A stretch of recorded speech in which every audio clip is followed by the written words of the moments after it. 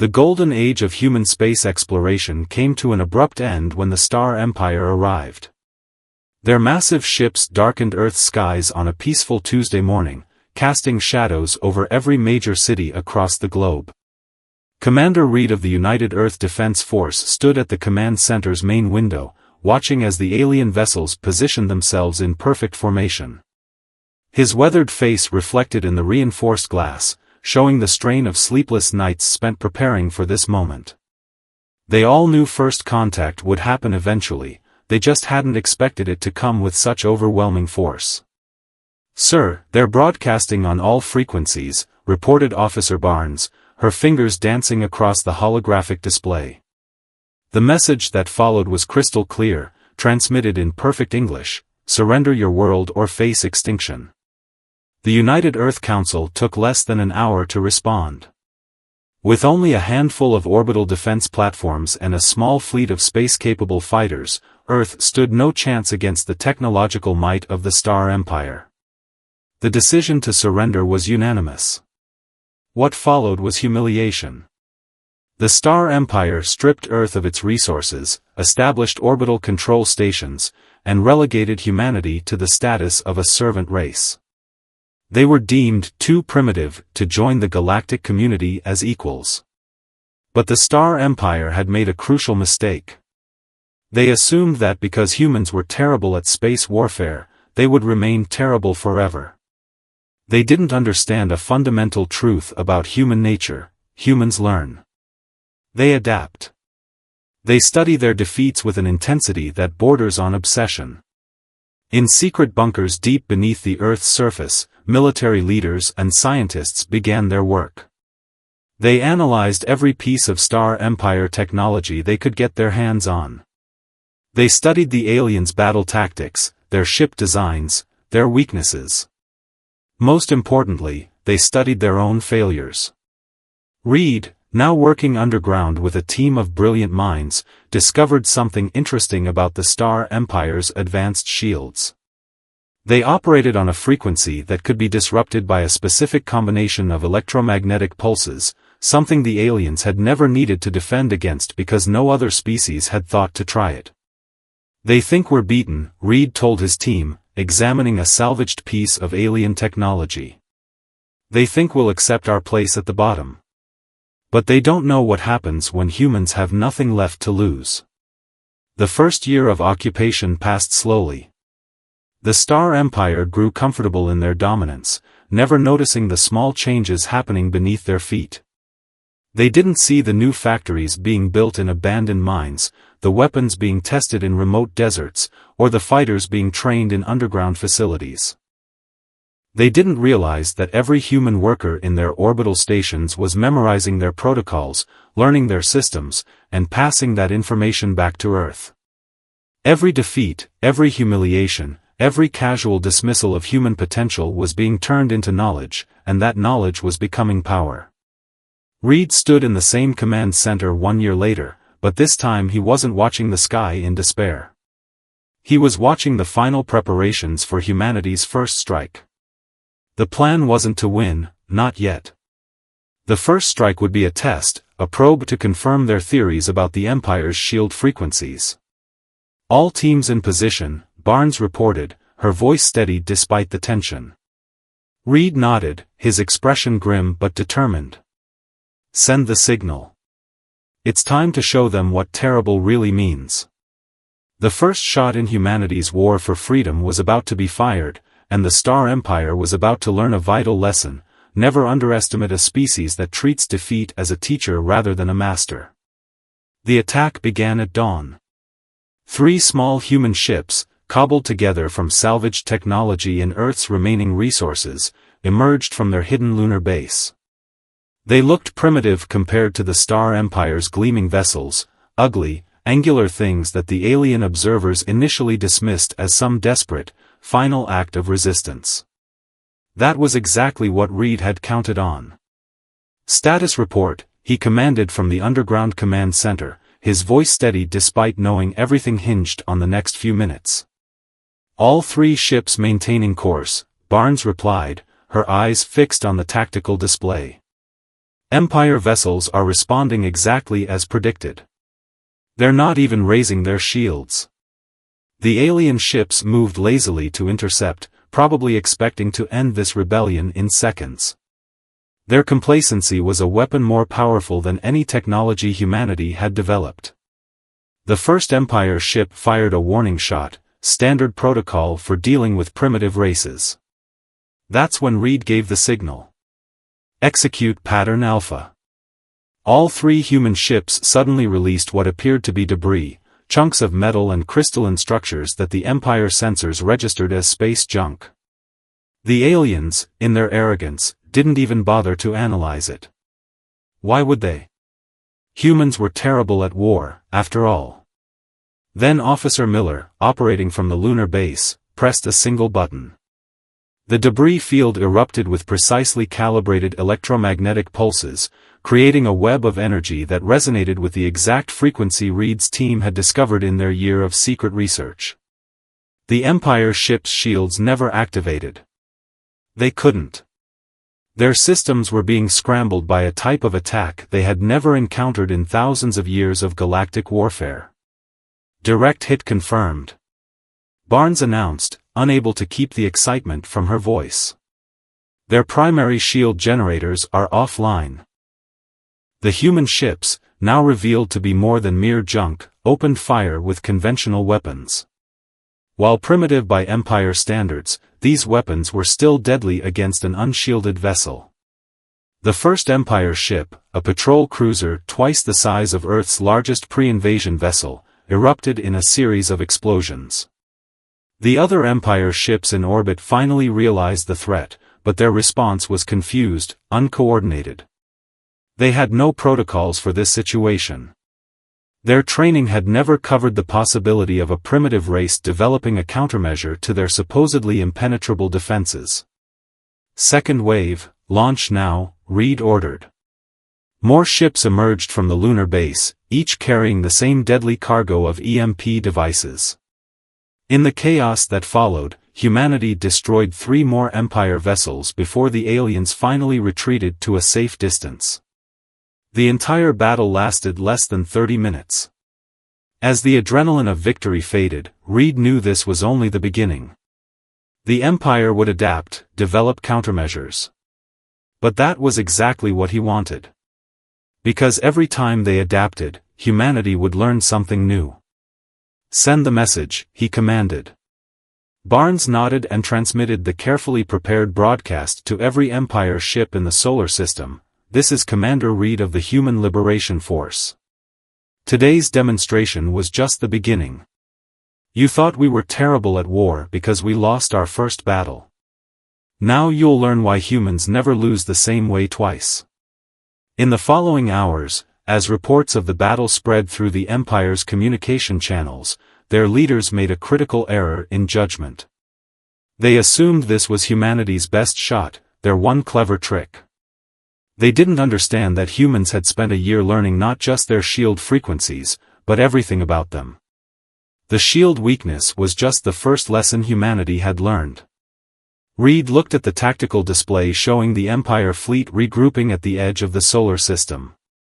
He smiled grimly, knowing that right now, in labs and bunkers across Earth, scientists and engineers were already analyzing the data from this battle, learning new weaknesses, developing new countermeasures.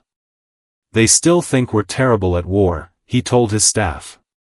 Let's keep it that way, right until the moment we win. The Star Empire's response came 3 days later, and it was devastating. 500 warships jumped into Earth's orbit, their hulls modified with new shielding technology that humans had never seen before. The Empire had learned from their defeat, but so had humanity. Reed stood in the command center, watching the massive fleet darken Earth's skies once again. But this time, his expression showed no fear. They've adapted exactly as we predicted, he said, nodding to Barnes. Initiate Protocol Omega. The Empire fleet launched their first attack, expecting to find the same crude human vessels they'd encountered before. Instead, their sensors detected nothing. Earth's entire defensive fleet had seemingly vanished. "Sir," one of the Empire commanders reported to their supreme leader, "we're detecting unusual radiation patterns in the asteroid belt." The supreme leader dismissed the concern. "Focus on the primary target. Destroy their ground installations. Show these primitives the price of resistance." That's when humanity revealed their second trick. Hidden throughout the asteroid belt were thousands of miniature robots, each barely larger than a human hand. They had been built using stolen Empire manufacturing technology, but with a distinctly human twist. While Empire robots were large, powerful, and heavily shielded, humans had gone in the opposite direction. "Launch the swarm," Reed commanded. The tiny robots activated, streaming toward the Empire fleet in countless numbers. The Empire's new shields, designed to counter electromagnetic attacks, were useless against physical objects so small they could slip through the energy barriers like dust through a screen. "They're through the shields," Barnes reported, excitement in her voice. Beginning Phase 2. Each tiny robot carried a payload of nanomachines, another human innovation based on reverse-engineered Empire technology. As they made contact with the Empire ships, they began to multiply, consuming metal and converting it into more of themselves. The Empire crews watched in horror as their mighty vessels began to literally disintegrate around them. Their weapons, designed to target large objects, couldn't track the microscopic threats. Their shields, built to deflect energy weapons, couldn't stop physical infiltration. "Fascinating," Miller commented, watching the tactical display. They never considered making their technology smaller because bigger had always been better in space warfare. They never had to think differently, until now. The Empire fleet broke formation, trying desperately to retreat. But the swarm had already infected too many ships. Those that escaped would carry the nanomachines back to Empire space, spreading humanity's revenge like a virus. "Message from the Supreme Leader," Barnes announced. "They're requesting a ceasefire." Reed nodded grimly. "Accept the request. Activate the kill switches." Across space, the nanomachines stopped their consumption. The Empire had lost nearly half their fleet, but humanity had shown mercy, another concept the aliens struggled to understand in warfare. In the following hours, as the Empire licked their wounds, Reed met with Earth's leadership to explain the next phase of his plan. "They'll be back," he explained, "with countermeasures against both our EMP weapons and our nanomachines. But that's exactly what we want." "Why?" asked the Council leader. "Won't that make our weapons useless?" Reed smiled. "Because while they're focusing on countering our previous attacks, we're already developing new ones. Humans don't just learn from defeat, we learn from victory too. Each battle teaches us more about their technology, their tactics, their way of thinking. And each lesson makes us stronger." Deep in the underground labs, human scientists were already analyzing the Empire's new shield technology, discovering its principles, finding its flaws. Engineers were developing new weapons, each more innovative than the last. Every victory, every defeat, every skirmish added to humanity's growing understanding of warfare. "The Empire thinks they're fighting a war," Reed told his staff. "But we're fighting something else. We're fighting for the right to grow, to learn, to evolve. And that's a fight humans have never lost." 2 weeks after the nanomachine battle, the Empire made a discovery that chilled them to their core. The humans hadn't just been fighting, they'd been mapping. Every ship that escaped the nanomachine attack had unknowingly carried tracking devices smaller than grains of sand. The Empire had inadvertently revealed the locations of their major shipyards, supply lines, and command centers. Reed stood before the holographic map of known Empire space, now filled with glowing points of data. Their biggest advantage was always their size, he explained to the United Earth Council. Now it's their greatest weakness. Because they can't defend everything at once, Barnes added, highlighting key strategic points on the map. They're spread too thin. The Empire, predictably, responded by fortifying their key installations with their strongest defenses. They developed new scanning technology to detect even the smallest human devices. They rebuilt their ships with new materials resistant to nanomachine consumption. They thought they were ready for anything humans might throw at them. They were wrong. Launch Operation Ghost, Reed commanded. Across Empire space, seemingly civilian trading vessels, crews made up of humans who had been servants in Empire territories, suddenly activated hidden protocols. These ships had been making legitimate trades for months, carrying approved cargo, following all regulations. No one had questioned why the humans were so interested in mundane trading routes. First wave of transmissions confirmed, Miller reported. The Empire's own communication network is now carrying our signal. The signal was a simple computer virus, designed to infiltrate the Empire's vast network of automated defense systems. Unlike traditional military viruses, this one didn't try to shut anything down. Instead, it did something far more insidious, it learned. They're so dependent on their automated systems, Reed explained to his staff. They've been using the same basic computer architecture for centuries because it always worked. They never had to question it.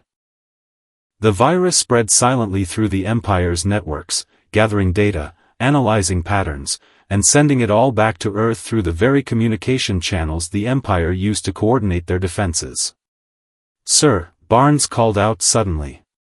"The Empire's launching a massive attack fleet. 3,000 ships, heading straight for Earth." Reed nodded calmly. "Right on schedule. They finally realized what we've done, but they think they can still win with brute force." He turned to Miller. "Are we ready?" Miller checked his displays and smiled. "The virus has mapped 94% of their command and control systems. We know exactly how their ships communicate, how their automated targeting works, even how their life support systems function." "Execute Phase 2, Reed ordered. Across Empire space, their mighty defense systems began to act strangely. Automated targeting systems acquired the wrong targets. Navigation computers calculated incorrect jump coordinates. Life support systems reported false emergencies, forcing ships to drop out of formation. The massive attack fleet fell into chaos before it even reached Earth. Ships crashed into each other as their navigation systems failed. Weapons fired at friendly targets. Communication systems broadcast gibberish or fell silent. Message from the Empire's Supreme Leader, Barnes announced. They're asking how we did it."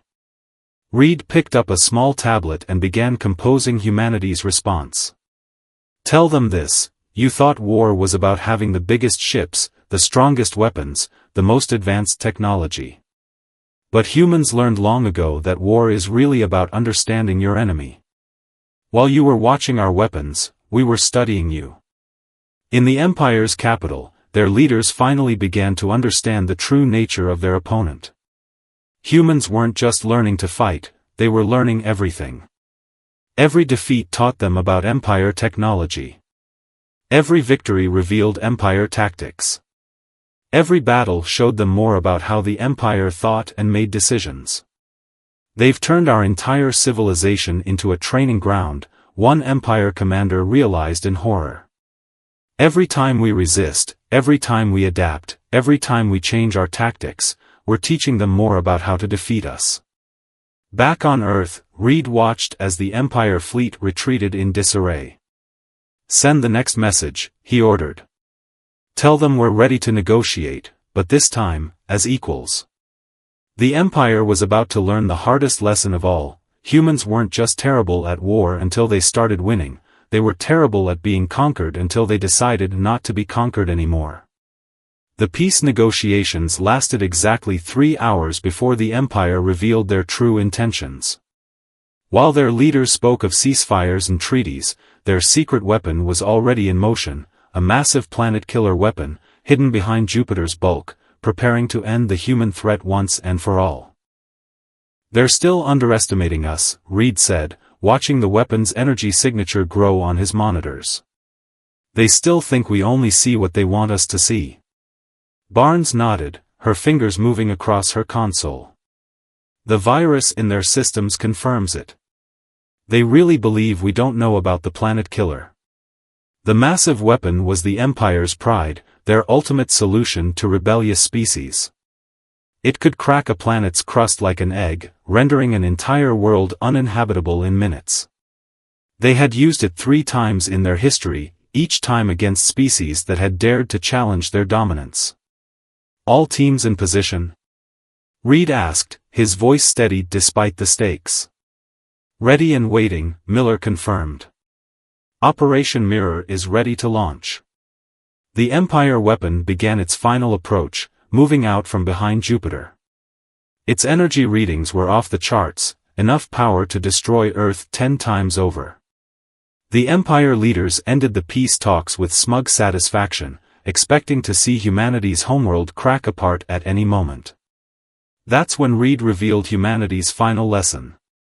Execute Operation Mirror, he commanded. Across Earth's surface, hidden installations activated. These weren't weapon platforms or shield generators, they were gravity manipulators, based on technology humans had stolen and improved upon during their year of supposed servitude. Gravity web activated, Barnes reported. Containment field is stable. The planet killer fired its world-ending beam. The Empire leaders watched in triumph as the massive energy blast streaked toward Earth. But instead of impacting the planet, the beam curved. The gravity manipulators caught the energy and began to redirect it, bending it like light through a prism. Energy capture at 80% and holding, Miller announced. Secondary systems engaging. The Empire watched in horror as their ultimate weapon's energy beam was twisted into a perfect circle around Earth, contained within a web of artificial gravity wells. But that wasn't the end of humanity's plan. Begin the conversion, Reed ordered. The captured energy began to change color as it passed through specially designed quantum converters, another piece of stolen technology that humans had refined and improved. The destructive energy was being transformed into something else entirely. Power conversion complete, Barnes reported. All Earth defense platforms are now at 500% normal capacity. We're fully charged. Reed opened a channel to the Empire fleet. We learned something interesting about your planet killer technology, he announced. It's incredibly wasteful. All that energy, just to destroy. We figured out a better way to use it. Across Earth's surface, the new defense platforms hummed with power. Humanity had turned the Empire's ultimate weapon into the largest power generator ever created. In a single shot, the planet killer had provided enough energy to power Earth's defenses for years. This is your final warning, Reed transmitted to the Empire ships. Humanity is offering you one last chance to negotiate, genuinely this time. No hidden weapons, no secret plans. We've proven we can turn your strongest attacks against you. The question is, have you learned anything from this? The Empire leaders faced a terrible realization.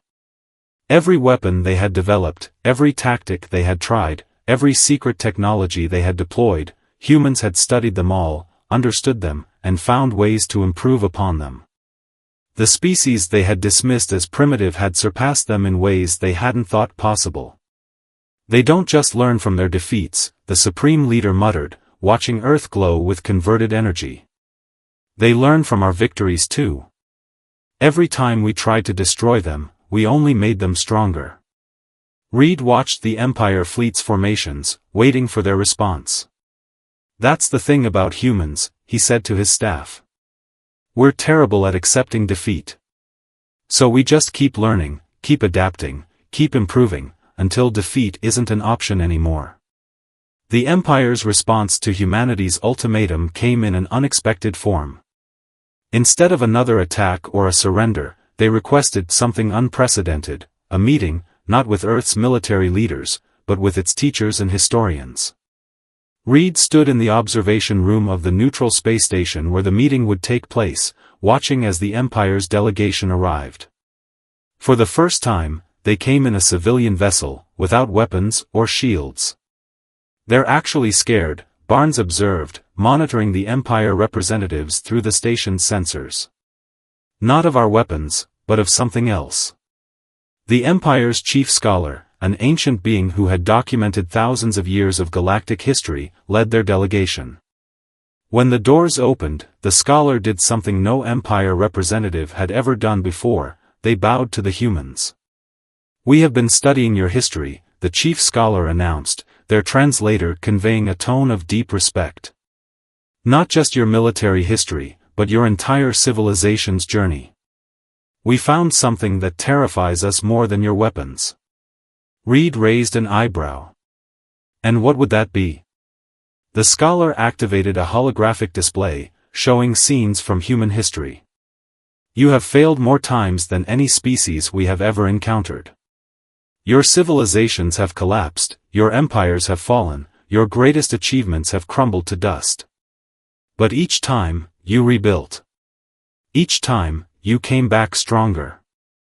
Images flashed by: ancient ruins, fallen kingdoms, devastating wars, natural disasters. But after each image of destruction came one of rebuilding, of learning, of advancing. "In our civilization," the scholar continued, "failure is final. When an Empire ship design fails, we discard it. When a battle strategy fails, we never use it again. When a colony fails, we abandon it. But you humans..." The scholar's voice held a mix of wonder and fear. "You humans treat failure like a resource." Miller, who had been quiet until now, stepped forward. "That's because it is. Every failure teaches us something new. Every defeat shows us where we need to improve." The scholar nodded. "We have ruled this galaxy for 10,000 years because we were perfect. Our technology was perfect. Our strategies were perfect. Our empire was perfect. But perfection, we now realize, is a trap. It leaves no room for growth." Reed began to understand. "That's why your civilization has stagnated. You've been so focused on maintaining your perfection that you stopped learning centuries ago." "Precisely," the scholar agreed. "And now we face a species that has turned imperfection into a weapon. A species that doesn't just learn from its own failures, but from everyone else's too. Do you know what our analysts predict will happen if this war continues?" The scholar displayed another hologram, showing projections of human advancement based on current trends. The curve of technological progress shot upward at an almost vertical angle. "Within 5 years," the scholar explained, "you will have surpassed our level of technology. Within 10, you will have improved upon it in ways we cannot even imagine. Within 20, you will have discovered principles of science that our perfect civilization never even considered." Barnes looked at the projections in amazement. "Because we're not afraid to be wrong. We're not afraid to try new things, even if they might fail." "Exactly," the scholar said. "Your greatest strength isn't your weapons or your strategies. It's your willingness to be terrible at something new rather than remain perfect at something old." Reed understood now why they had asked for teachers and historians instead of military leaders. "You're not here to negotiate a peace treaty, are you?" The scholars shook their head. "No. We're here to ask for something far more valuable." They bowed again, deeper this time. "We're here to ask you to teach us how to fail. How to learn. How to grow. We're here to ask you to help us become terrible again." Reed looked at his team, seeing the same realization in their eyes. The Empire hadn't just admitted defeat, they had recognized that humanity's greatest weapon was never their technology or tactics. It was their fundamental nature, their endless drive to learn, to improve, to rise from every fall stronger than before. 5 years after the Empire asked humanity to teach them how to fail, the galaxy had changed in ways no one could have predicted. The massive Empire warships that once terrorized worlds had been replaced by experimental vessels of various sizes and designs. Some failed spectacularly, others showed promise, but each failure was celebrated as a step toward something new. Reed, now serving as Earth's ambassador to the Galactic Council, stood before a window in the newly constructed Learning Center on the Empire's capital world. Below him, human teachers worked alongside Empire scientists, exploring new ideas and challenging old assumptions. "The latest test results are in," Barnes reported, joining him at the window.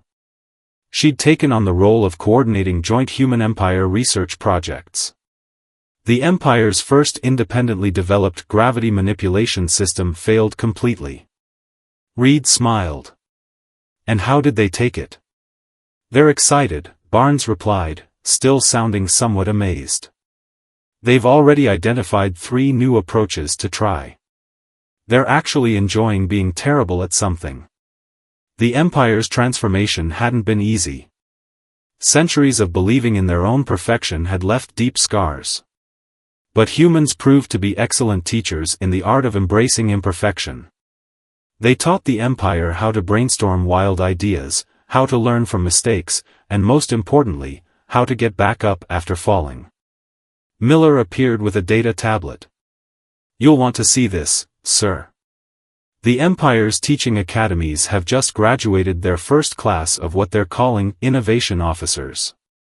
He displayed footage of young Empire officers purposely trying new, untested approaches to old problems. They're actually competing to see who can fail in the most interesting ways. "And what about the other species?" Reed asked. The Empire's client races, long suppressed under the weight of enforced perfection, had been watching these changes with great interest. "That's the best part," Barnes said. "The Empire's letting them all experiment, develop their own technologies, find their own paths. They're creating what they call failure festivals where different species share their mistakes and what they learned from them." Reed nodded, remembering that first meeting with the Empire's chief scholar. The Empire had feared humans would surpass them in 20 years. Instead, by teaching them to embrace failure and learning, humanity had helped them surpass themselves in just 5. "Message from Earth Command," Miller announced. "The Joint Exploration Fleet is ready for launch." This was the project Reed was most proud of. A fleet of ships crewed by humans, Empire citizens, and members of every other species in known space. Their mission wasn't to conquer or control, but to explore, to learn, and yes, to fail spectacularly in their attempts to understand the universe. "You know what the Empire's supreme leader said to me yesterday?" Reed asked his team. "They said that when they first encountered us, they thought humans were terrible at everything. Now they understand that being terrible at something is just the first step to becoming amazing at it."